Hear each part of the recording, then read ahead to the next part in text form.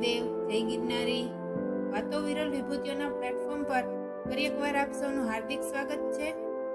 આપણે અનેક નારી રત્નો વિશેની વાતો જોઈ, તો આજે એક એવો સરસ દુહો છે કે કો ઘોડો કો પરખડો કો સુચનતી નાર, સર્જન હારે સરજ્યા ત્રણ રતન સંસાર. અર્થ બહુ સ્પષ્ટ છે કે સર્જન હારે સંસારમાં ત્રણ રત્નની રચના કરી. એક ઘોડો, બીજો એનો અસવાર પુરુષ અને ત્રીજું રત્ન એ નારી.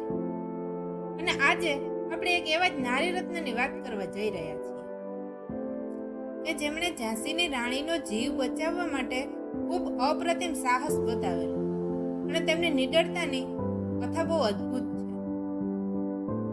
આમ તો દલિત ગરીબ પરિવારમાં જન્મેલી, પરંતુ કહેવાય છે ને કે દરેક કલાઓની જનની ગરીબી જ હોય છે.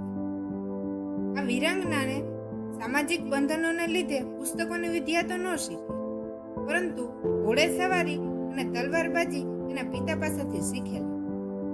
અને નામ એનું ઝલકારીબાઈ.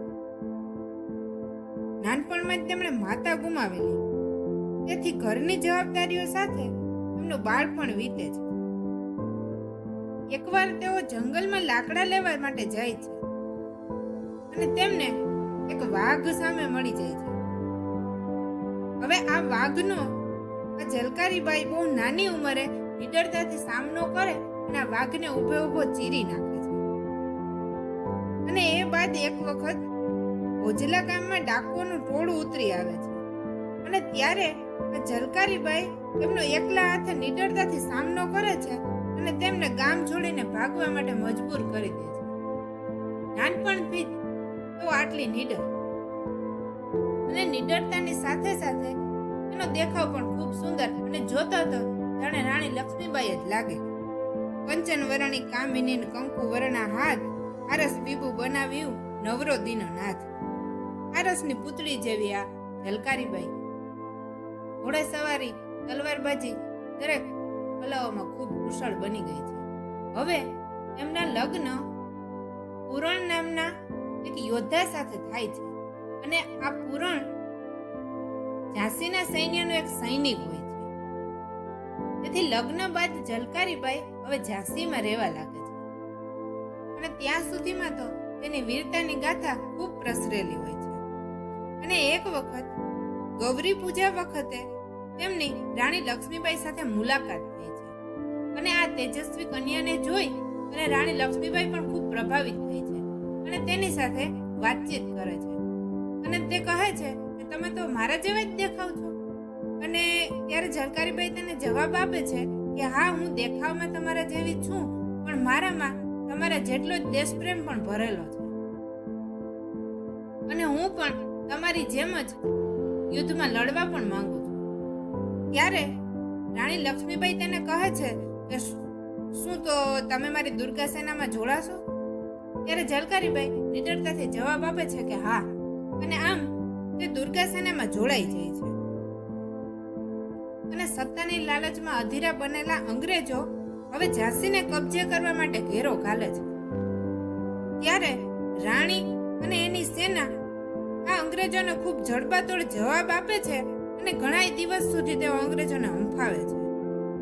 અને આ યુદ્ધમાં ઝલકારીબાઈના પતિ પૂરણ વીરગતિને પામે છે, પરંતુ ઝલકારીબાઈ શોક પ્રગટ કરવાને બદલે રાણી લક્ષ્મીબાઈની સાથે ઊભા રહી અને યુદ્ધમાં ઝંપલાવે છે. અને ઘણા દિવસો સુધી આ યુદ્ધ ચાલે છે, પરંતુ એક દિવસ રાણીને એક સૈનિકે દગો કરી અને એક દરવાજો ખોલી નાખ્યો. હવે કિલ્લાનો દરવાજો ખુલી જતા અંગ્રેજો ત્યાં કબજો જમાવી લેશે એ વાત નક્કી હતી. ત્યારે આ ઝલકારીબાઈએ રાણી લક્ષ્મીબાઈને કહ્યું કે તમે કિલ્લો છોડી અને પાછળના દરવાજેથી છુપા વેશે કિલ્લો છોડી દો અને મને તમારો વેશ ધારણ કરવાની પરવાનગી આપો. હું તમારા વેશમાં તેમની સામે લડી અને તેમને અહીં જ રોકી રાખીશ. અને ત્યારે રાણી લક્ષ્મીબાઈ તેને પોતાનો વેશ ધારણ કરવાની રજા આપી અને ત્યાંથી પાછળના દરવાજાથી છુપા વેશે નીકળી જાય છે. અને પછી તો ઝલકારીબાઈ રાણીના વેશે ઘણા બધા અંગ્રેજ સૈનિકોને તે ઘાટ ઉતારે છે. સુર પૂછે ને ટીપણું અને શુકન પૂછે ને સુર, મરવાને મંગળ ગણે રણ ચડે મુખ નૂર. અને ઝલકારીબાઈને લડતા જોઈ અને અન્ય સૈનિકોનો પણ જુસ્સો વધતો જતો હતો. પરંતુ અંગ્રેજ સૈન્ય પાસે તો શસ્ત્ર સરંજામ અને તોપો હોય, અને જ્યારે આપણે તો પારંપરિક શસ્ત્રોથી લડવાનું હોય. તેમ છતાં પણ આ વીરાંગનાએ અંગ્રેજોને ખૂબ અંફાવેલા અને હવે તેઓ અંગ્રેજની છાવણીમાં જાય છે. ત્યારે અંગ્રેજો ખુશ થાય છે કે અમે રાણી લક્ષ્મીબાઈને પકડી લીધા છે. પણ વાસ્તવિકતા કંઈ અલગ હોય છે અને એક અંગ્રેજને ખબર પડે છે કે આ રાણી લક્ષ્મીબાઈ નથી. ત્યારે બધા તેને પૂછે છે કે તો રાણી લક્ષ્મીબાઈ જેટલી બહાદુર આ સ્ત્રી છે કોણ? ત્યારે તે જવાબ આપે છે કે હું તો ઝલકારીબાઈ છું. અને ત્યારે અંગ્રેજો તેમને સજા ફરમાવે છે. ત્યારે તે કહે છે કે તમે મને ફાંસી આપી દો. અને આ તેમની નિડરતા જોઈ અને અંગ્રેજ સૈનિકો ચકિત થઈ ગયેલા કે ભારતની મહિલાઓ આટલી નિડર છે. પરંતુ તેમ છતાં ક્રૂર અંગ્રેજો તેના પર ગોળીબાર કરે છે અને ઝલકારીબાઈ ત્યાં ઢળી પડે છે. એ દિવસ હોય છે 4 એપ્રિલ 1857 અને તે દિવસે આ ઝલકારીબાઈ વીરગતિને પામ્યા. અને ત્યારે અંગ્રેજે એવું કીધું કે ભારતની 1% મહિલાઓ પણ જો ઝલકારીબાઈ જેવી થઈ જાય ને તો આપણે બહુ જલ્દીથી ભારતને છોડવું પડશે. ધન્ય છે તેમની વીરતાને. અને આપણે સૌ રાણી લક્ષ્મીબાઈને જાણીએ છીએ, પરંતુ ઝલકારીબાઈનું નામ પડદા પાછળ જ રહી ગયું. ઝાંસીની રાણી લક્ષ્મીબાઈ જેવા સિતારાઓની સાથે આ ઝલકારીબાઈ જેવા ટમટમતા તારલાઓએ બહુમૂલ્ય પ્રદાન કર્યું છે. પણ દુર્ભાગ્યે એમની જાજી નોંધ નથી લેવાઈ અને આ લોકો અત્યાર સુધી ગુમનામીના અંધકારમાં જ રહ્યા. પણ કહેવાય છે ને કે તારો કે તેજ છે, ચંદ્ર છીપે નહીં જાતે.